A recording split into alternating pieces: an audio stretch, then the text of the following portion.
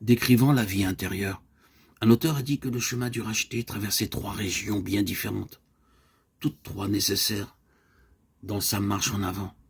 D'abord, la région des commencements, tout émaillé de joie, de délivrance, d'aspiration fervente, d'expériences bénies et de certaines manifestations intérieures de Dieu.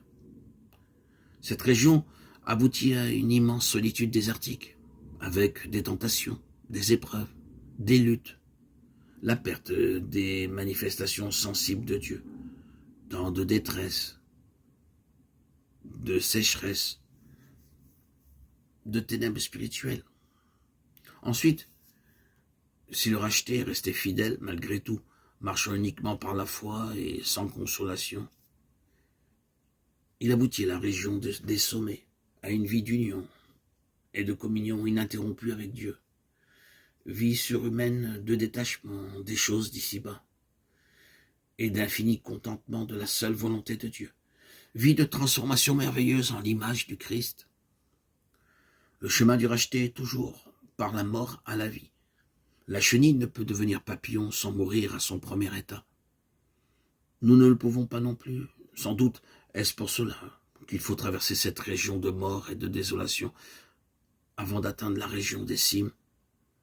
Lorsque nous savons cela, nous pourrons traverser victorieusement les plus grandes épreuves avec la parfaite assurance que tout est bien, tout est pour le bien, tout est pour le mieux, puisque Dieu est Dieu.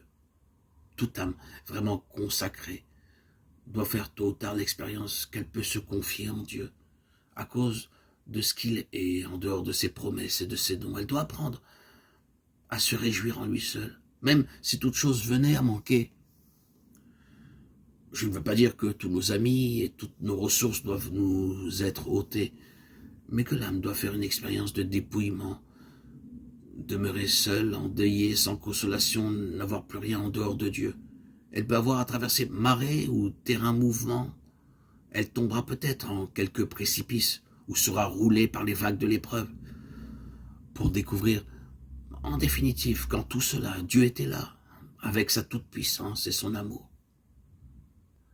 Regardez qu'à Jésus, ce Dieu empli d'amour pour nous, pour toute l'humanité, qui a donné sa vie pour nous, qui s'est livré pour nous. Il nous faut donc détourner le regard de soi, oublier notre indignité pour chercher le Christ avec une soif ardente, jusqu'à ce que notre cœur tremble d'un saint désir, que nos lèvres aussi tremblent d'émotion, que les larmes coulent abondantes, et que l'âme enfin défaille du désir de s'unir à l'amour infini.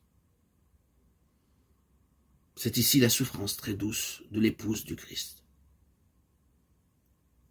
Celle de la Sulamite, dans le Cantique des Cantiques. « Je suis malade d'amour », dit-elle, 2,5.